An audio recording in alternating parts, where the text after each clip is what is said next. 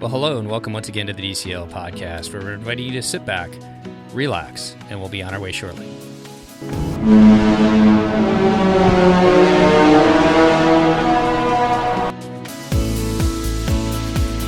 Well, welcome back to the DCL podcast, your podcast to help you cruise a little smarter. And I'd like to welcome back to the show all the way down in Florida. She's getting ready to go back on the Disney Wish here soon, but she's not there yet. How are you doing today, Christy? It's a good thing I'm not there yet. I'm well, Steve. How are you?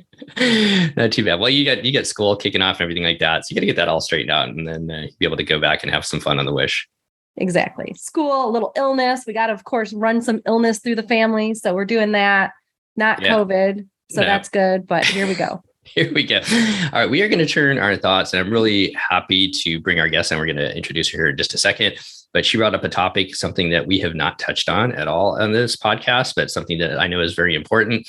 You have a gluten allergy that we've talked about, many times with this, but there's a lot of other people with special needs that sail with Disney Cruise Line. And I think Disney Cruise Line does, from what I've seen, a pretty good job, but we're going to find out today a little bit more about her experiences. So I would like to introduce to our show our special guest today, Vanessa. How are you doing today, Vanessa? Oh, I'm fine. How are you? Not too bad. Thank you so much for reaching out and bringing up the topic of accessibility, which we're going to touch on today during our podcast. But before we jump into that and talk about kind of your family and who travels with you, what's your Disney background and how did you find Disney Cruise Line? Well, I'm old school. I've been going to Walt Disney World since 1971. And we went maybe once a year when I was younger. And then probably in the 90s, I didn't really go anymore. And then once the kids were in kindergarten, we started going again in probably 2003. And after that, it just kind of blossomed. And one of my friends said, "Oh, you need to take a Disney cruise." And I'm like, "Oh, what's that?" Because I had grown up cruising, so I knew all about cruises. But once we did a Disney cruise, it was all over for us. We just had to keep doing them. So I've been on 22 cruises already with Disney Cruise Line. I've been on all 5 ships. Been on the Wish twice, and mainly the Magic and the Dream are the ones I've been on the most over the years. Is that because of the itineraries, or do you just prefer those ships? Mainly the itineraries. The Magic was one of our first ones because that's all there was available back then, was the Magic and the Wonder.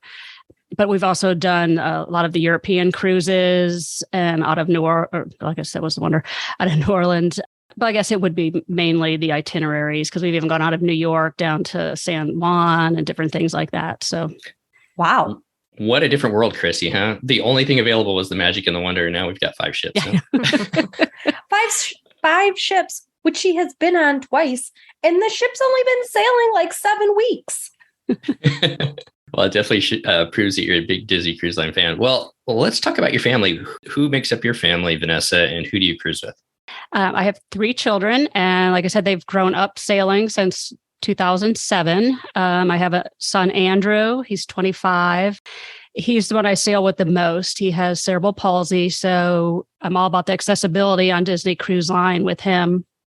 And I also have a daughter who just graduated from college, and another one who is in her sophomore year of college. So they grow up very fast, but they still love cruising. I took the girls on the maiden voyage. Oh, that's wonderful. And loved it. Yeah. And have you cruised any other cruise line or just stuck with Disney? Growing up, I did basically Royal Caribbean, Norwegian. I did take the kids on one Royal Caribbean, but it was after we did a couple Disney, and that just didn't work for us. I think a lot of fans. Yeah, I think a lot of fans would relate to that. Yeah.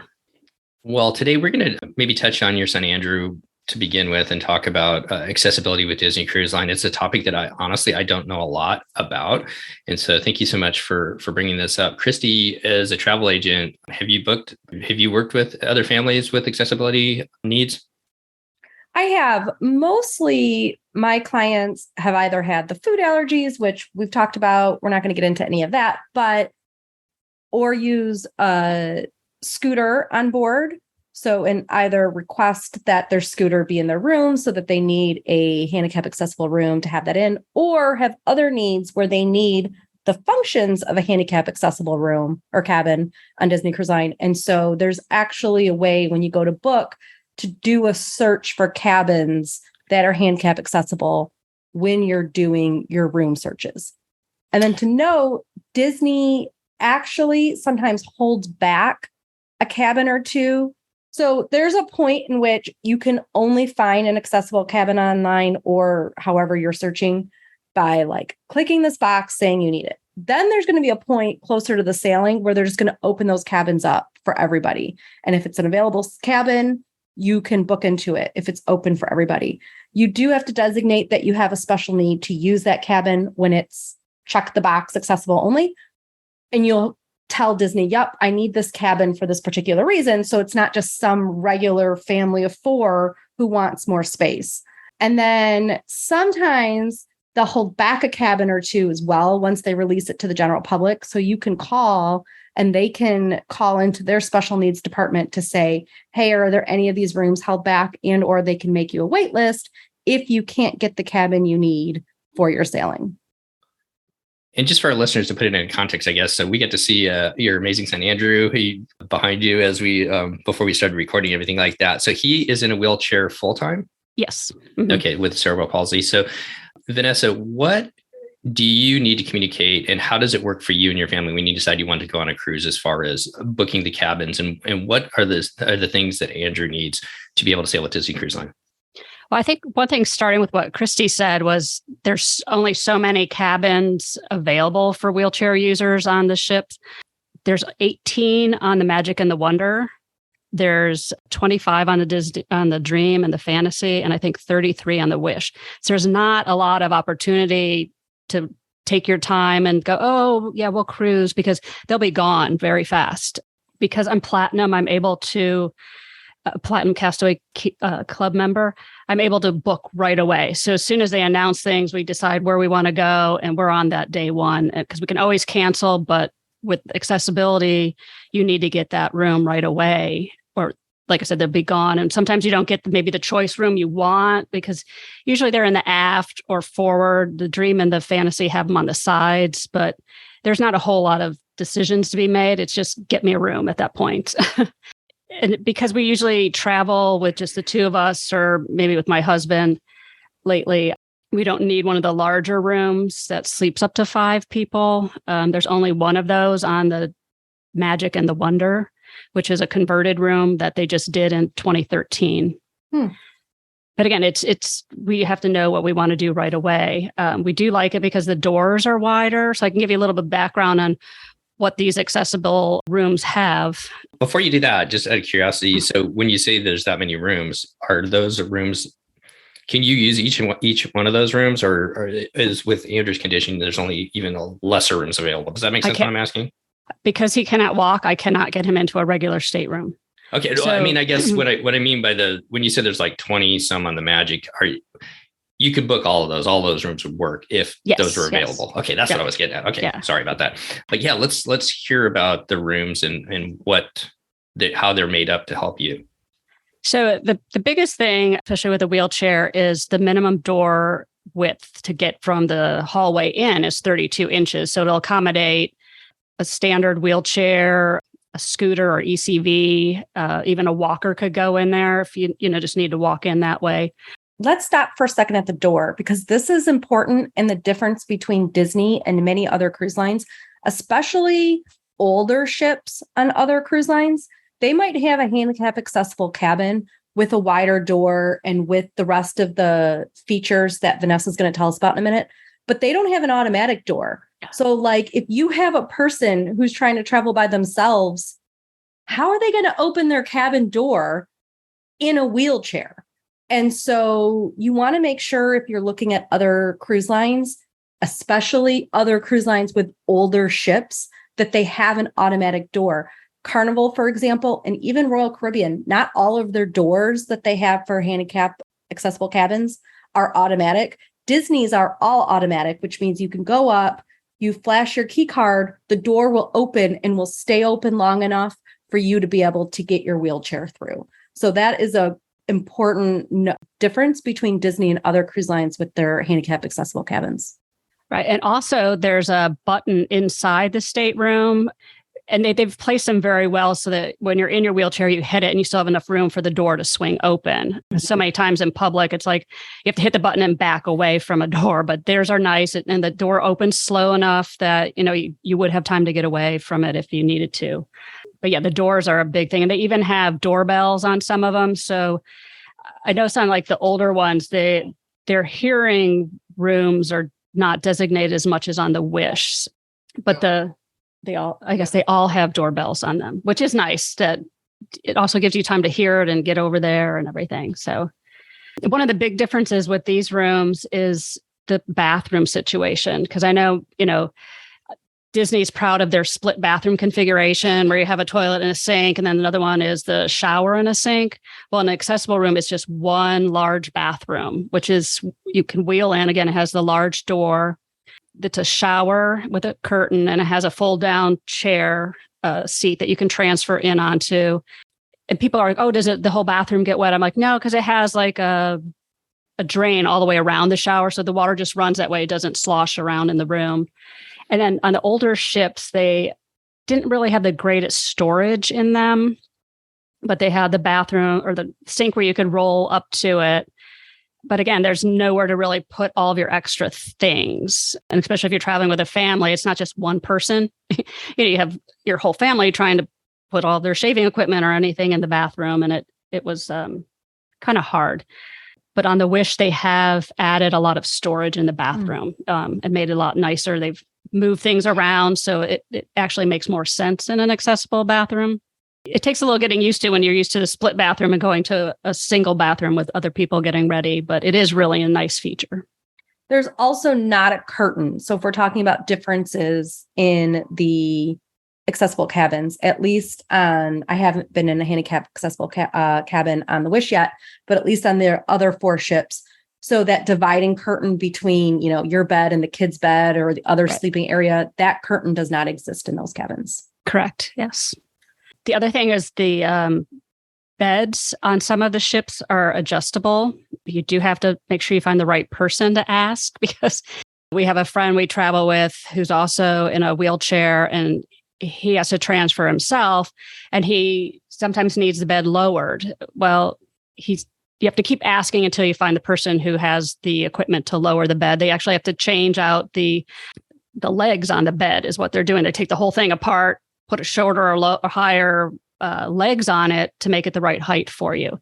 And I've never had that problem, so I didn't know. So I was just thankful that he told us so we could share with other people that if you go into the room and you're like, oh my gosh, I can't get into that bed by myself, you just have to find maintenance. You have to go through guest services, your stateroom host and everything to get that adjusted. But it might take a day, but they will adjust it for you.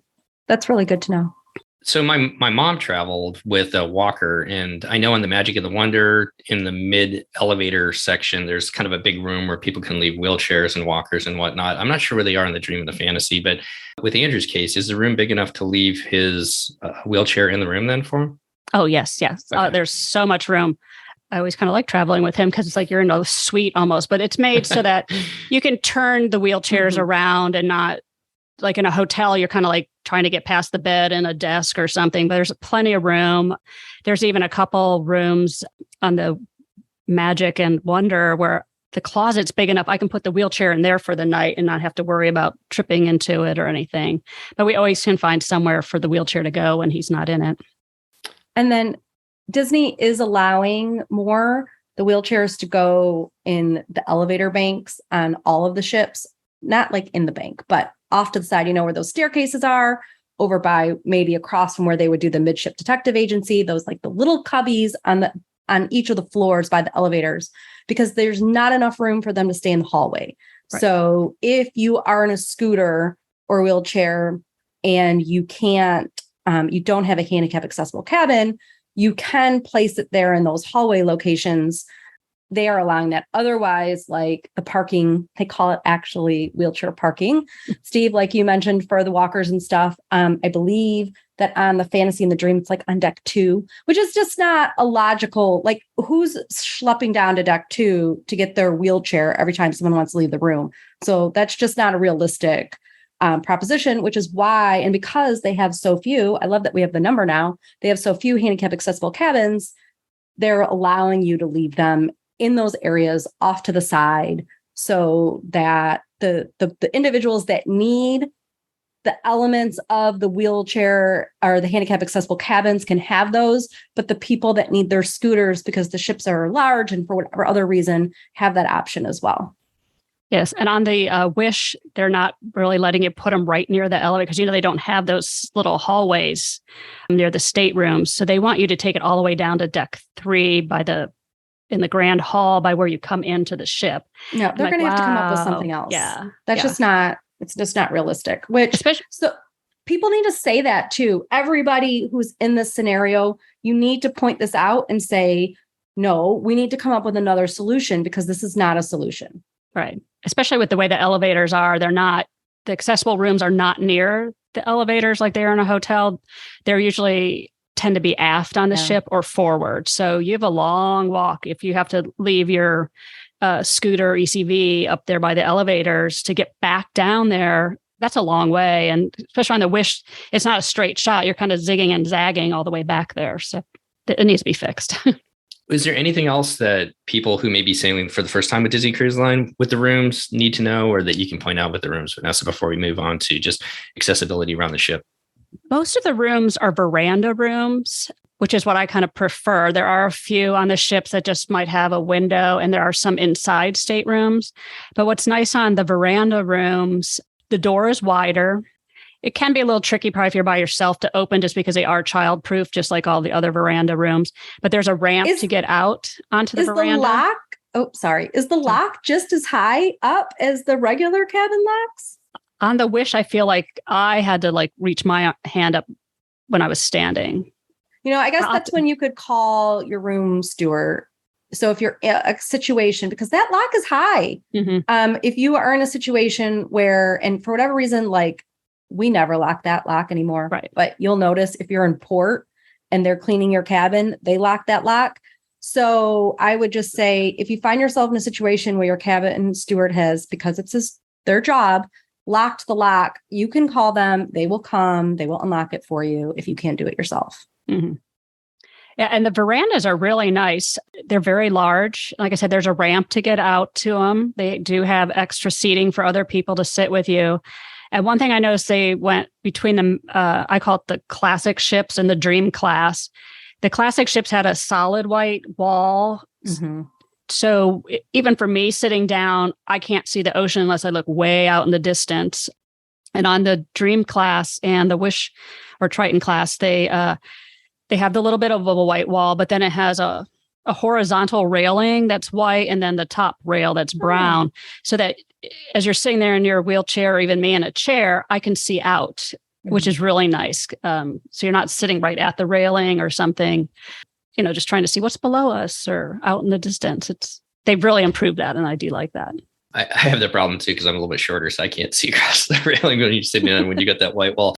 Let's talk about just getting around the ship in general then, Vanessa. What is it like for you and Andrew to navigate the ship with the wheelchair? And as we kind of do that, let's think about the dining and the theater spaces as well, how they're set up for you. I think one of the things that we love about sailing is the accessibility.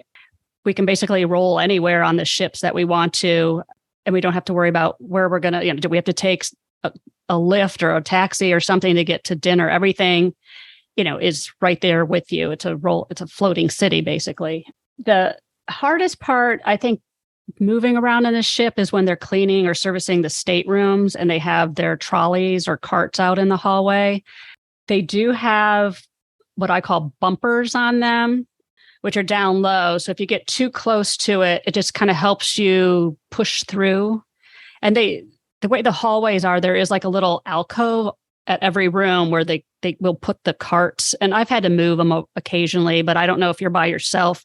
You just must have to wait for somebody to come and help you. But we really haven't had a problem going to the staterooms that way. Again, it's usually just when they're cleaning, or maybe if somebody has a stroller, you kind of have to move things. But the hallways are very good. For the venues, such as the nightclubs, I feel the older ships are a lot better. They're bigger. The Wish has maybe a few more, but they're very small and tight. But I do like the other ones where you can go in and like be able to go between the seats and find a nice place to sit or move around, and not always have to sit right at the doorway, because that seems to be where they're placing you for the new ship.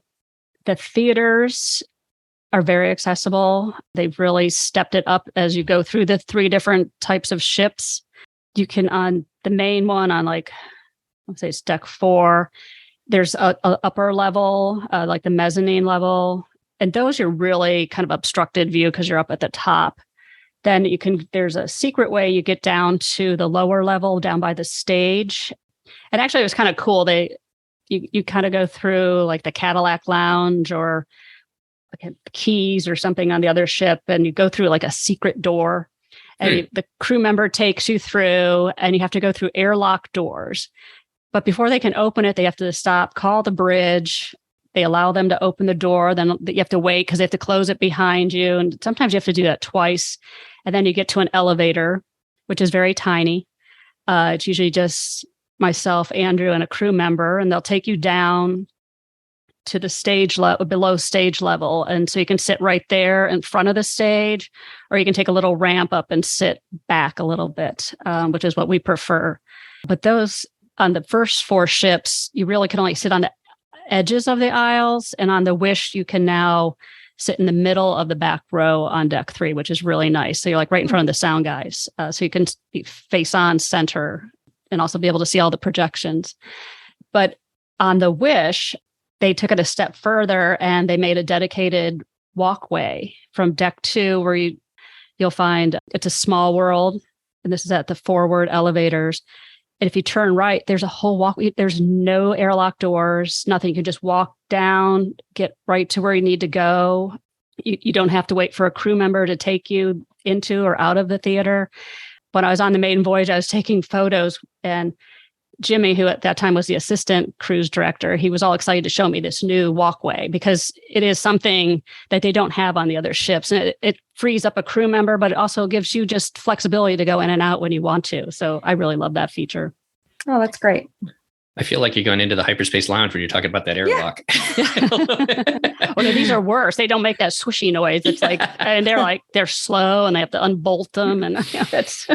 Well, I love the fact that because I've seen the spaces in the back, way up high. So I love the fact that you've got access to other spots within the theater now to be able to see it, because that seems kind of like a bummer if you're always in the same spot way back there.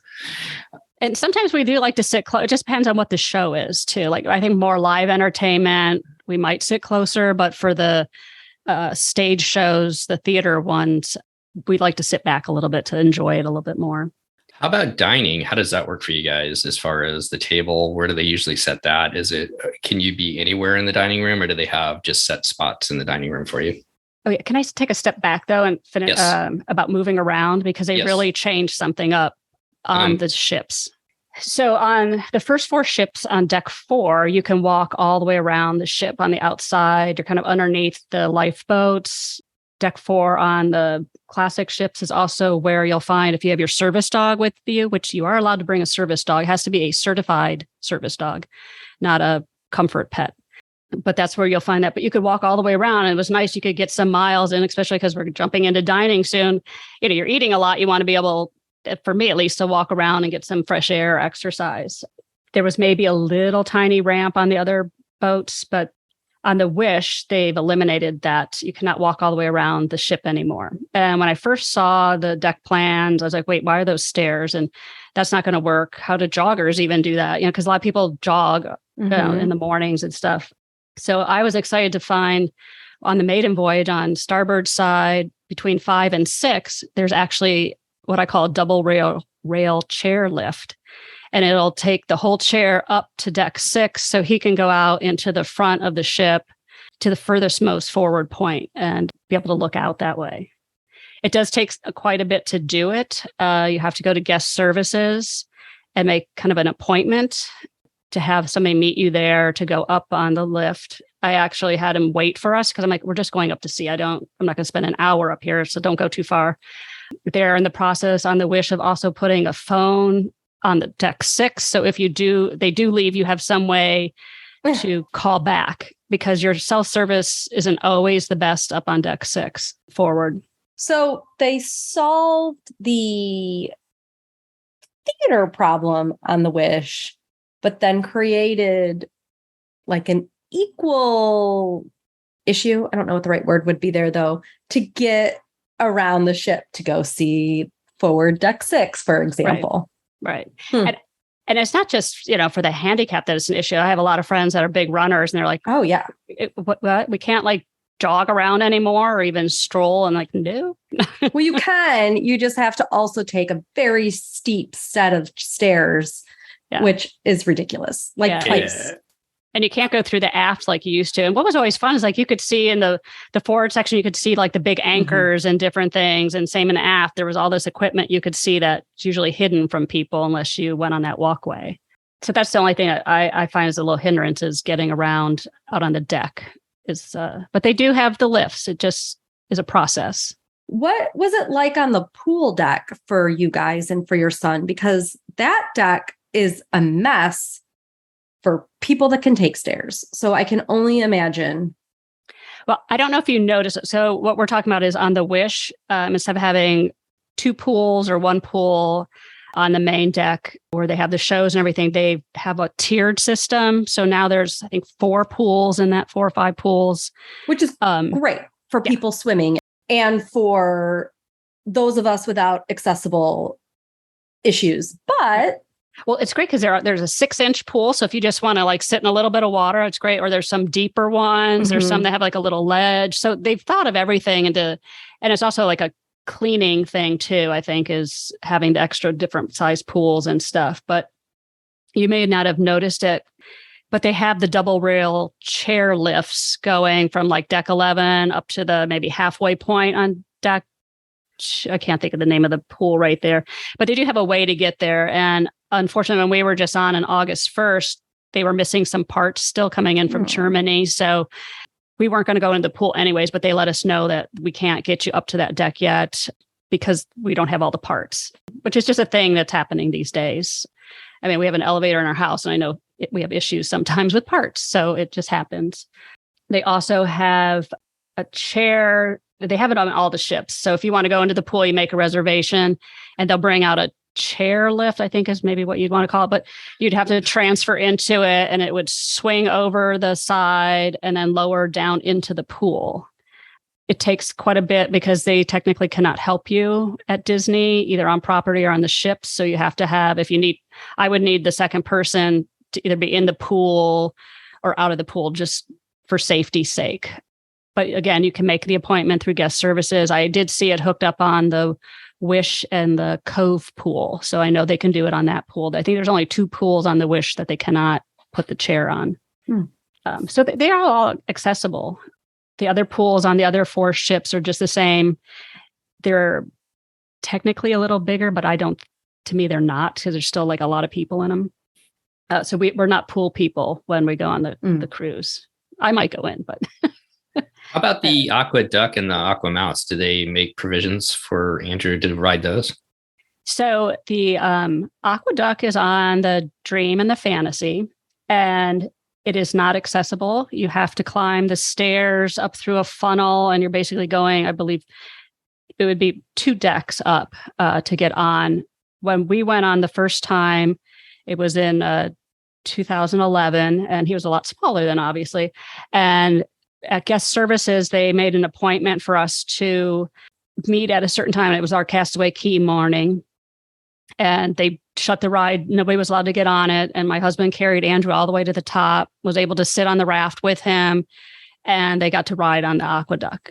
It was really cool. And like Andrew even got like a special little note from the crew member. I mean, it was a really sweet moment. Now, obviously, he's 25 and we can't really carry him up the steps. So if you're mobility challenged, it's not accessible at all. It's also hot to stand on the, so yeah. So I think even if you can walk and had maybe balance issues, the Aqua Duck is not really for you.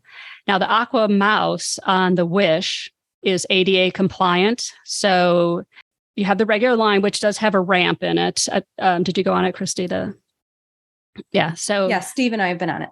Yeah. So if you probably didn't even notice to the back, back, if you kept walking before you got into the ramp area, there's a gated area and there's a chairlift behind there. The lifeguard has to help you get on it, but it'll lift you up to where the loading area is. And another big difference between the Aqua Duck and the Aqua Mouse is when you get on and off or get off, don't have that rushing water that you're trying to fight and stand up. And I do not look good trying to get off of those. So this one, you're on like a conveyor belt. So they would stop the rafts right there where the wheelchair is, but you have to be able to transfer out of your wheelchair down onto basically the ground level into a raft. And then that would be hard without more assistance. I cannot do that, but I can lift Andrew, but I cannot from the ground up.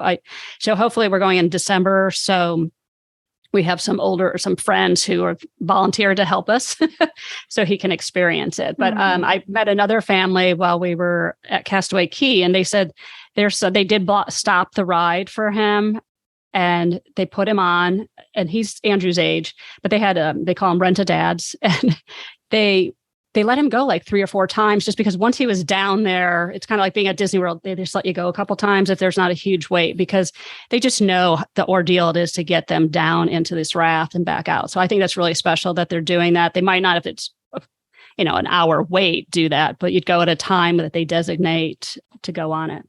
But again, I was very happy that on the Wish, they made it compliant for people. And I think even if you had a walker, you could go up the ramp and they'd still allow you. You'd probably need help getting down to that level and back up, but it's better than standing in running water and trying to get out of that raft after the aqueduct, because that's just not fun. Yeah. That brings me I was just thinking, is there like a Facebook group, or is there a group of Disney Cruise Line travelers with children or adults that have accessibility needs that you guys connect with? Does that make sense what I'm asking? Is there anything like that?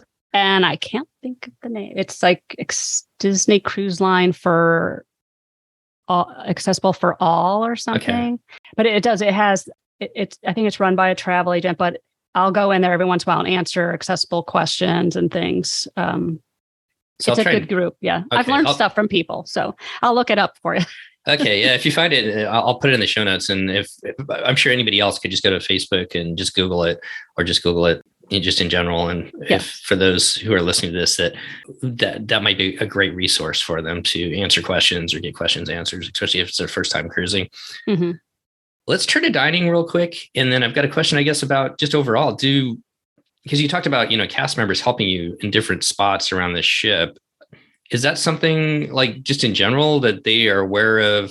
Because that's something like in the airline, we're always aware of who is in the plane that might need accessibility, like if they need to use the restroom or whatever else and whatnot.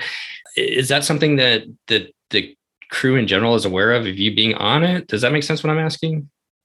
Is there other ways that they help you out, or other ways that they can assist you other than just, running into you accidentally? Does that make sense what I'm asking? I would hope we're flagged some way that we're in that stateroom and would need help if something were to happen with the ship. But I think in general, they can't really help you. But I have had help getting off the ship because depending on the tide, especially at Castaway Cay, you can have a really steep ramp. They've watched me, sometimes I have to back him down, and then somebody will run over and like, oh, let me help you. But it's almost, they have to be paying attention that you might need help, especially traveling alone. But do they advertise in any way what the different, like that you could get to the front of deck 6, or did you have to reach out and inquire about these things? Generally, I just kind of find it because I was very excited because I kept seeing videos. People are like, oh, and you have to go up these stairs, but nobody went to the starboard side. And then if you look on the deck plans on the website, there's a little wheelchair at deck 5 and deck 6 where the stairs are. And like, oh, but then when I got there, so I've been trying to tell people, you can get there. So I've been trying just word of mouth, telling people that, look for the ramps. There's also one back in the Cove area too, that's not running right now on the Wish. I mean, maybe by now they didn't have parts, but it would take you from, 12 up to 13. So you could go and enjoy those lounge areas. But again, you have to have a reservation or a call. So Okay. And a quick tip on that, though, pick up the phone. Don't go through the app. They want you to use the app, but they're not very responsive. But if you pick up the phone and dial them, like I was standing right in front of guest services and picked up the phone, and I had a faster response than standing in line, and I had a wait time on the app. So just a little tip. Love that. Well, let's turn to dining. How does dining work for you? Do you have access throughout the dining room, or do you end up in the same spot all the time? How does dining work on board the ships? Well, as you know, they have the rotational dining, which is nice because your server is the same servers throughout, which is really great for us. I will say on the Classic and the Dream class, for like the main dining room off of deck 3, everybody goes in up these stairs. Well, you can't do that. You have to go to the port side. There's a little ramp, and you come in through the back of the dining room. But we've sat all over the place in the dining room. They don't always just have a designated place for wheelchairs, which is nice. When we get to our table, which is assigned, they usually have the chair pulled away, knowing that we're coming on the first night. Our servers have always been great. And because I travel sometimes with just Andrew, like or even when I'm with the family, I guess they'll like help me cut up his food for me. You know, it's giving me a little break from knowing, because I have to help him eat or feed him. And it's just like a little break that I'm not trying to eat and cut his food and take forever. And so they are very aware of the needs you have there. We haven't had any issues within the dining rooms. I will say on the Wish that the dining rooms are very tight. So very tight. Yeah. Twice, I think in the Worlds of Marvel, we were put kind of by the door when you first go in, which wasn't ideal, but there just really isn't a lot of room for wheelchairs or ECVs. They do have parking for the scooters out front. But yeah, I think that they're all very accessible. Those rooms are just, those dining rooms are just really tight, trying to get in between when somebody's sitting at the table behind you and you're trying to get into your space after they're already there too. It's just part of the Wish, I guess. Yeah. How about Port Adventures? Does Disney provide anything? So like when you're looking at a port adventure, obviously maybe there's some things you can do, some things you can't do, but do they provide any special assistance when it comes to port adventures at all? Like I said, we've been sailing since 2007, and they've really improved their port adventures for accessibility. We went to the Mediterranean in 2013, and we couldn't bring his standard chair. We had to bring a collapsible one because we were told that, when you're over in Europe, they can't handle the wheelchairs like they have lifts here. Well, we learned in 2015 that, yeah, they do have lifts in buses and stuff, but Disney didn't contract with them to use them, but we were able to use them once we were there, like in Sweden. They're like, no, let's, we're going to use the lift. You don't have to carry them onto the bus. So again, it was Disney's choice not to make some of them accessible. But now if you go on their website under Port Adventures, they do you can click on accessible and it'll list some of the different ones. We haven't tried any through Disney. I'm going to try some. We're going on the Fantasy in February on the Pixar cruise. I'm excited for that one. But we're going to try. They have a couple, but you have to have 10 people or they canceled that port adventure. So we're just going to be a party of 3. So if 7 other people don't join us, we probably won't be able to take a tour of the island. That's the thing with them. They kind of limit it with how many people and stuff. But in doing my research, you can reach out to special services and ask them questions. I've shared information with them back after, like when we went on the Med cruise. I'm like, I was wondering, like, what are the streets like in Estonia? They're like, we have no idea. So I took pictures and I sent it back to them. Like, here's the cobblestone streets, and it's not easy. Or in Greece, we had to do this and that. So they have it on their records too, if somebody asks. But they are pretty good about trying to get the answers for you. But port adventures have been a challenge. NASA, we do not get off the ship anymore. Currently, they're under construction. So the dock is having some kind of awning put on it now. It's all new docks. It even changed in the 2 weeks when I was there. I was like, whoa, that's even more there. But they're building a new terminal. So there's construction. But then the streets, you probably walk through there. You can have a 3-inch curb or you can go up to almost a 12-inch curb. So anybody with mobility issues, it's very hard in Nassau to get around, with or without a chair. You got to really pay attention to where you're walking. So that's one island I don't really take him off on anymore. So I think that's all the questions I have as far as accessibility. What haven't we asked that we should be asking, or what other points that you can think of, Vanessa, that we should let our listeners know about with accessibility needs? I think the one thing I love about Disney Cruise Line is Castaway Cay. And we didn't talk about that. And we love it when we can, what they call double dip. So if our cruise stops there twice, it's even more amazing. It's a private island owned by Disney, and they've really done a great job with it. There's no steps involved. They have, paved walkways throughout. The trams all have a ramp that's in the front where they would pull the ramp out. You'd load the wheelchair in. They lock them down. They do a really great job of securing them. And then you could go to the different beaches, or you have to transfer and go to what's Serenity Bay, the adult area. A lot of times I just walk just because I like to walk on the island. They have sand wheelchairs there. They're a little awkward, but we take extra towels with us and stuff, and we can get him down to the beach. Anymore, I do need help, assistance. Like if he wants to go in the water, I cannot do that anymore. Just because the sand is very soft in some places, and I just can't pull him back up or get him out of the water. So you have to kind of think about, okay, where am I going to take this sand chair, and can I get the person back up to to paved area? They do have accessible restrooms on Castaway Cay. The other thing that, again, talking about the servers, they're great about helping me.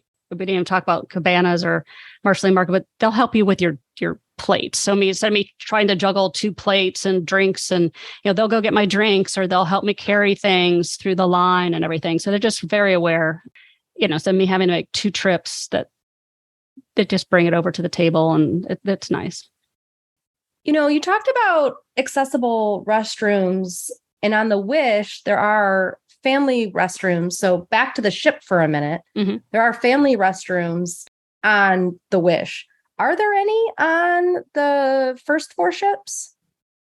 Like, how does it work when you need to assist your son with going to the restroom on the original 4 ships? Do you have to go all the way back to the cabin? Yes, that's what we do. Okay. It's just much easier and more comfortable. And I'm trying to think, I'd have to go and look. I think they have some family restrooms, but I don't think they're overly large enough to put a chair in there and in and out and everything. So by the time you do it all, you might as well just go back to your stateroom and work it that way. There is, now that you say that, I know there are some on the older ships too, where there's I know there's one in the stairwell, I think up on deck 11. I think there's a men's and a women's, and I think there's a family one in it's on one of those stairwells. By Apollo. Yeah. I think I've seen that. So there are a couple, but you probably have to really look to find them. Mm-hmm. I think the other thing we didn't touch upon is another reason people like Disney Cruise Line is the kids clubs. I didn't even think about that. I apologize. How was that when Andrew was younger? So it was great to a point. They do not offer one-on-one counselors to your child. So he had his sisters with him, and sometimes they didn't really want to help him. But when we first started sailing, they did not have open houses like they have now, where there's time where you could go in with your child who has special needs and help them or do things with them. But everything is accessible in there.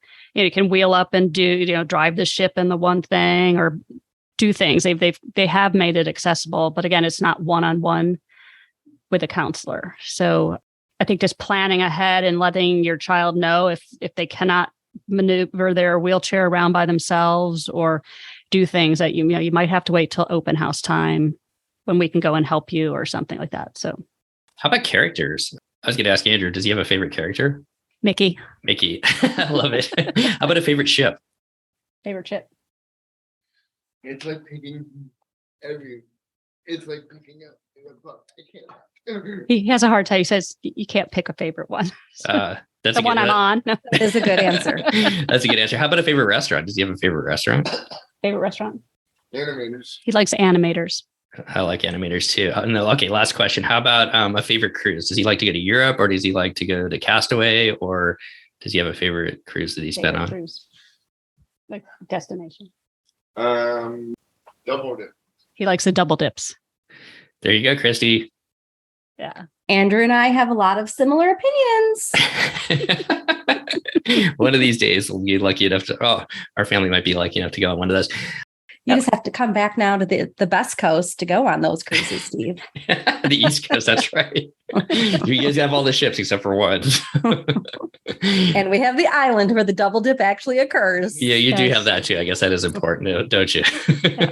Well, and we're excited for Lighthouse Point. I think they're going to take it a couple steps further than what we have now. And I can't wait to see what they have just for me and also how they handle the accessibility. It'll be great too, because I just feel Disney in general has become more aware of accessibility and, making it accessible for everybody, no matter if you can just have the wobbles or something, but you can get to things. I think they've done a great job improving things. Was there any other topics that we missed, Vanessa? I think just getting off the ship can be tricky sometimes. We tend to go out of Port Canaveral. We have gone out of 7 different ports. The international ones are a little different, but they're all accessible. Port Canaveral has put in a whole new ramp system when you get off the ship to going down to customs. I don't know if you noticed that. But what was nice when we came off the Wish, one of the crew members actually helped me because I was dragging all my carry-ons with me, but helped me get me all the way to where the elevator was. There was a rolling wall. And instead of us taking the ramp down, he's like, no, you're going to take the elevator. So they still do have that for people, which is nice to offer. They will assist you with luggage if you want. I usually, because mine roll, I just pick up because it's a lot faster. But getting through is nice. We do take Disney transfers from Walt Disney World to the ship, and then usually the ship back to the airport. It's right now, I think it's $39 each way. But what is nice is I don't have to worry about the ship leaving without me. They are picking up very early at the resorts. I was picked up at the Riviera at 8:30 in the morning, which we used to not be picked up till after 11. And so I didn't get to the ship till late. But they do have accessible buses. You do have to make a note, have either yourself or your travel agent make a note that you need the accessible bus, because not all of them are equipped that way. Mm-hmm. But it's a nice feature for me. I can't even rent a car down in Orlando that'll take a wheelchair. But it's a very easy convenience. And then even they'll drop you off closer to the building when you're getting there, and help you get through security and everything. And then getting off too, they put you right on. They take your luggage. It's a nice deal for Disney transfers. Well, I'm glad to hear all that Disney does for you and your family to be able to, experience the vacations that so many people get to experience out on the sea. So I want to thank you for all of the information you provided today, Vanessa, but I don't want to get out of here just quite yet. Let's talk about the Wish. You've been on the Wish now twice, the newest ship. I'd love to get your kind of overall thoughts about the Disney Wish and how was it? Oh, I loved it. I went in with the concept that it's a new ship, and I wasn't disappointed. It was beautiful. You walk into the Grand Hall and you're basically in a castle, and they do call it the Castle on the Seas. And I can see why, because there's archways and there's plaster work, and you just feel like you're in another world. It's very, as they call it, enchanting. There's lights within these columns that do little magic tricks. They have a kiss goodnight at 10 and midnight that you got to make sure you see. I didn't mind the 2 elevators versus 3. It was a little bit more walking to the back of the ship, but overall, I loved it. 1923 was my favorite restaurant. The only thing I didn't like were the smaller venues. I know they have maybe a couple more, but it was just, even without a wheelchair, it was a little tight, I felt. Yeah, we agree. Yeah, the rooms are beautiful. Everything is so white and beautiful. And it has Disney in it, but it's not like overdone Disney. It's, you have 2 pictures, one over the bed and one over the couch, and that's it for being Frozen or Cinderella or, what have you for your character. The hallways, I felt, are a little brighter with the colors on it. That's what really stood out to us was the stairwells for some reason. I don't know why. It's got the typical, artwork on there, just like the rest of the ship scene, but it was so bright and white with the different colors and everything like that. It was almost like it was a different ship, I guess. So it was amazing, I thought. And I don't think you can compare them because they're very different. The first 4 are more nautical themed, and this is not. I did have a hard time finding hidden Mickeys. I found probably a half dozen of them, but you have to look and you can find them. But it's just overall beautiful. we're sailing again in December and then in June on there. So we're looking forward to it. Christy, any final questions or thoughts? Yeah, I want you to tell me where one of the hidden Mickeys are. They're in the carpeting in the stateroom hallway. So on the old ship, the other ships, if you're looking at the carpet, the ships have to be facing the right way, and the stars with the point at the top to know that you're going forward. Well, if you find the little Mickeys in the carpet, their ears have to be. If you're seeing the ears at the top, you're headed forward. I also found one up on deck 12. I'd have to share a picture. It's kind of a hard place. There's some kind of thing that hangs over the side of the ship, and within the structure was a hidden Mickey cut out. I'll send you the photo. Yeah, you'll have to send it to us for the show notes. Yeah, and the biggest one is where the horns are. I don't know if you ever saw that. I finally had it. Yes. I think I could find it from the Chippendale pool up on, I don't know what deck that is, 13. But if you back way up, you can finally see them while you're on the ship. But that was kind of cool. Let's see that. Yeah, until you hear the horns, in my opinion. Yeah. I just wish they played more of the songs. I only heard like one song. I'm like, oh, come on. I know you play more than one song. And I think they did it at noon, but we were at Palo for brunch. So we missed hearing all the horns. But I wish they could do it more than just one time when they're on the ship. I will say this. We were up there when they were playing it, and it is loud. There was like some poor little girl in the pool, and she just started crying because it was so loud. Well, and then they started clearing out the pools, I heard. When it was horn time, they would actually empty that section of the Chippendale pool so that poor little girl isn't crying anymore. It is so loud. I mean, like, I'm used to loud stuff with jets and stuff like that, but that was like beyond loud. So if you're ever up there, they say that it's going to be loud and the horns playing, make sure you cover your ears because it was super loud. Well, at least they do give a warning, though. Yeah. After this announcement, we'll be blowing the horns. So right. It's kind of nice. Yeah. One thing, though, for the people who are sailing for the first time with Disney Cruise Line with accessible issues or needs, they do have a special services form that you should fill out. I think could you link it in this show notes if I give it to you? But it's a great form. It's very easy. They'll ask you if you're bringing any medical equipment. Do you need special things in your room, like bed rails, distilled water? Like even if you have a CPAP machine, they will provide water for you. They want to know even if you're using electrical equipment, because on the Magic, some people have had issues with the power not charging their scooters very well. Are you having anything delivered? Because there's a couple companies that will deliver to the ports. You can even have a scooter delivered to the port, or wheelchairs or different equipment. I think even shower chairs, you can have those delivered. To that point, let me just point out really quick. The company that I've always used is Special Needs at Sea, and they provide scooters, electrical scooters, and then other types of equipment as well, all across the world. Yes. So, yeah, that was the one I was going to mention too. I've heard great things about them. They just ask you a bunch of things so that you, like, even if you're bringing your service animals, do you have allergies? It's all on that form. And if you send it to them, I think it's within 60 days before your cruise is what they're kind of requesting. They'll have all that recorded for you. And then your stateroom, it gives your stateroom host a little bit of heads up too, that, you know, what you might need or not, and it'll be in your room. But I'll give you the link for that. So. Perfect. And for somebody else, though, once they book a room, is that something that Disney's going to send out ahead of time for you, or is that something you have to find yourself? Okay. No, you have to do it yourself. Okay. Well, good to know. We'll make sure we pass that on. And even though we've sailed, Andrew's been on, I think, 16 cruises with Disney, and we have to do it every time. It's not like you would think they'd have a profile for you, and maybe they do, but we have to fill it out each time just so it's there. Anything else, Christy? Nope, nothing for me. Well, thank you so much, Vanessa. I know you said that, or you alluded that you're going to be on the Wish in, I believe, January and the next June. What else? Yeah, December. Yeah. Okay, December, and then. Well, December's the Wish. We're going on the Pixar Day at Sea on the Fantasy in February. Okay. We're doing the Bermuda 8-night on the Fantasy. We're doing the Wish again. And then next year is the Disney Cruise Line's 25th anniversary. So we're going to be on the Magic for that sailing. We don't know if they're doing anything special, but to me, it's special to be on the original ship on the day that they would celebrate the maiden voyage. What voyage is that? Do you know where she's going? Well, fortunately, they moved the Dream over to Europe for next year, because I was all worried about, like, I can't go to Europe to be on the Magic. So the Magic will be going out of Miami, and I think it's just going to Castaway Cay and Nassau to, I think, a 4-night But it's Well, the July 27th cruise will be during the anniversary time. That's Well, awesome. I hope they do something special for that. That'll be really cool. What day was your first cruise? Mine, Yeah.